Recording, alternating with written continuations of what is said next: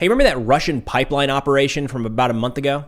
Turns out it gave a bunch of those dudes black lung or something like it. It's nasty. We got some medical pictures here we're going to run through at the end.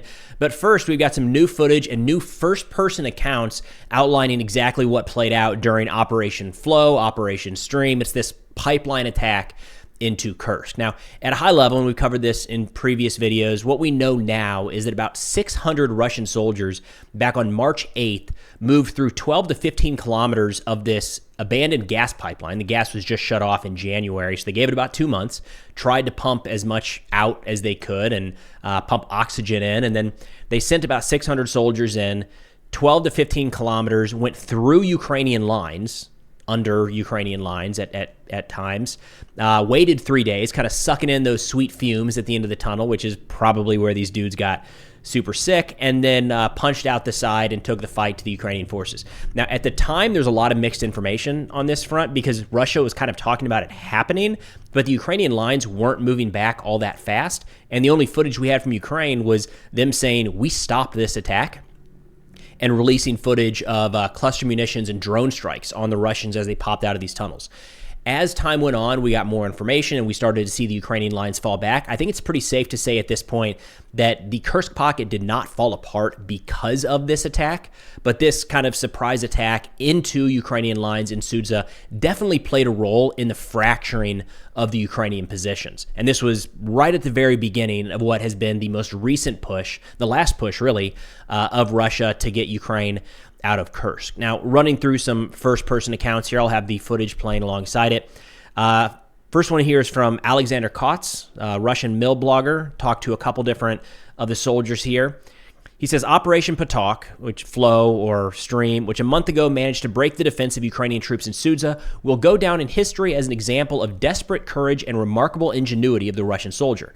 A combined detachment of several hundred fighters was able to enter the rear of the city garrison through a pipe with a diameter of 145 centimeters and attack the enemy from an unexpected direction. The Ukrainian armed forces could only flee. Now, as getting into this, just so you all know, this is going to be entirely one-sided. So we only have the Russian point of view from how this battle played out. There's some Ukrainian perspective from Kursk after the fighting began, but this whole portion, we've only got the Russian side. So take that for what it's worth. Kotz continues by saying, in memory of the heroic deeds of the Potok heroes, an exhibition of photographs and personal belongings of the operation participants opened in the Kursk Drama Theater. Among them are uniforms soaked in condensate, chevrons, masks, oxygen cylinders, electronic scooters converted to transport provisions, equipment and ammunition in confined spaces. Next to each photograph is a soldier's story. And we do have some footage of that display exhibit, which is why it just came out a couple days ago. This is why we're starting to hear more and more about this operation. As more information comes out, it's not just something that took place. Russia really is celebrating how this went down. Now, starting with one of the soldiers here called Krest, K-R-E-S-T, a soldier from the 30th Motorized Rifle Regiment. He said, quote, we went in and covered the entire distance in 10 hours. Then we sat in the pipe for 7 days. In a euphoria, we ran out of the fresh air and 3 of us into the village, cleared it out, and began to wait for our own to arrive. They all rolled through the pipe in 3 days. The Ukrainians wavered. Then we had the feeling that we were close to victory, that the enemy would soon be driven out of Kursk soil. That's the only person I've ever say more than 3 days in the pipe. For most of them, it was like 2 to 3, maybe. 7 days stuck down in there. You see this footage? Stuck down in this pipe? Could you imagine that? Like, take this out of a war zone. Just the idea of being stuck in that pipe underground in the dark for 7 days sounds awful. But good news, Russia says that they only went with people that weren't claustrophobic. So I guess maybe that resolved it. Moving over here to Foma, a fighter from the 11th Airborne Assault Brigade. He said, quote, it was uncomfortable in the pipe. It was dark. There was no end in sight. Sometimes there was not enough air. We crawled on morale and willpower. This pipe had to end someday, didn't it?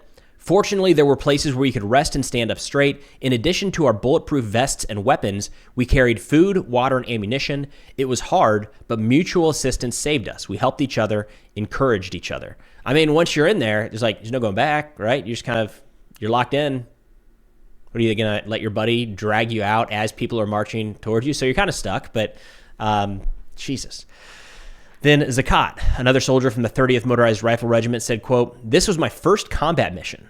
I've been in the war zone since the new year. I'm tall, 1 meter and 87 centimeters, roughly speaking. My tailbone reached the top of the pipe.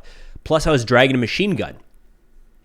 But the hardest thing was to wait for the order for several days already at the site. And when the order came, we went out, started to carry out our combat missions, and occupied a forest shelf. The enemy started shelling us, but without much result. Later, we occupied the village and waited for a rotation. So again, every one of these guys talking about being down in that pipe for a significant period of time and how that's the hardest part of all of this.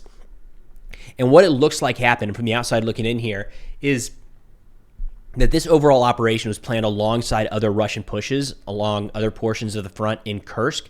So, and it makes sense, right? This wasn't the only attempt they were doing to try to break the Ukrainian lines, but if it was coordinated well enough to where there's pressure in other sections, then it would have a higher likelihood of success. So these guys in the tunnel, they got through and they had to wait for the conditions on the battlefield to be right to actually pop their heads out and start the fight. Another volunteer here, call sign Lisa, L-I-S-A, said, quote, "I only signed a contract in February, got into a good unit, and then a pipe. It was something else, an interesting task, but it was difficult. We were soaking wet and dirty. The pipe was slippery and oily inside. We were so tired that we fell right into muck and rested. But the first breath of fresh air inspired us. The enemy was in shock. They abandoned everything they had and fled. They did not expect such a sudden maneuver, and their positions were equipped good for nothing. We would have banged our foreheads against them for a long time." This is also, in some of this footage, we're continuing to see that the Russian forces strapped on blue armbands. So in this conflict, we've seen armbands to differentiate the two sides. Ukraine has worn yellow and blue. Russia has worn white and red. And that's what they've done to help prevent friendly fire incidents. And it looks like in this case, as they're breaking out behind Russian lines, they're strapping on blue armbands to further trick the Ukrainians into maybe holding their fire a little bit longer. This is, you're getting into some touchy areas with the international law of war when you're presenting yourself as a soldier of the other side. Now, shifting over to RIA News, they say, quote, "The servicemen who took part in Operation Patok did not know the details of the mission until the very last moment. They say the personnel did not know what we were preparing for. We only selected among them for those who did not suffer from claustrophobia, did not suffer from asthma, or were more or less physically developed." That's good, more or less physically developed. A lot of confidence there. They say, according to some of these soldiers, the preparations were carried out in the strictest secrecy so that the information would not reach the enemy. Only after the arrival and parting words of the commander of the Special Forces, the fighters were brought up to speed. After that, about 4 hours before moving into the positions and entering the pipe, they told the individual soldiers what needed to be done. Now, I wish we had footage of this, but we don't. Some of these articles talk about how there was a mock-up, like a pipe model that these soldiers used to, you don't have to train that long. There's only so much training you can do for like walking hunched over for long periods of time. But this is probably how Russia came up with some of the ideas for the carts and the buggies and things to move equipment forward. I haven't seen any footage or pictures of those mock-ups, but it does sound like they were interrogating those and working on some of those in the rear before actually kicking this thing off.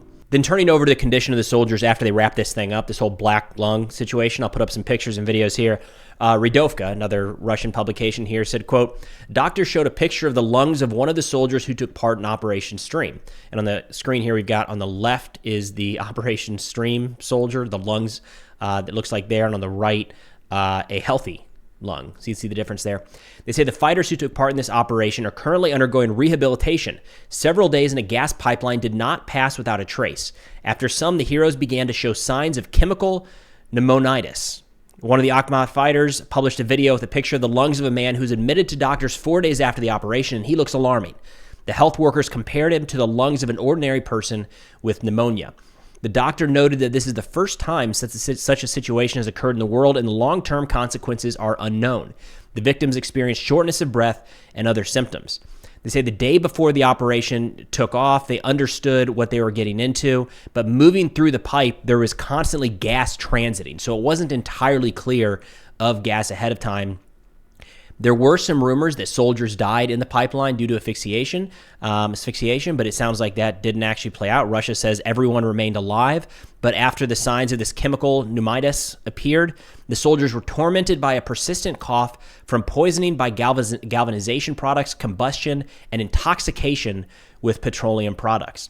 And they wrap up here by saying this was the price of the historic maneuver on the gas pipeline, and a number of doctors, including the chief medical officer of the Akhmat group, Bolya, realized that the fighters would have to be urgently and properly treated for such a specific poisoning.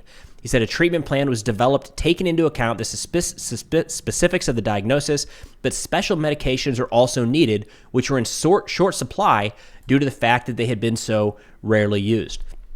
So again, a little more detail on the nature of this operation. We've still got the same number of soldiers taking place, the same units, the same effects overall. But it does sound like, if nothing else, the Russians were preparing for this. They used some mock-ups to kind of train ahead of time. And then once they were in there, hearing that some of these guys were inside of a gas pipeline for 7 days, like, no wonder they got sick.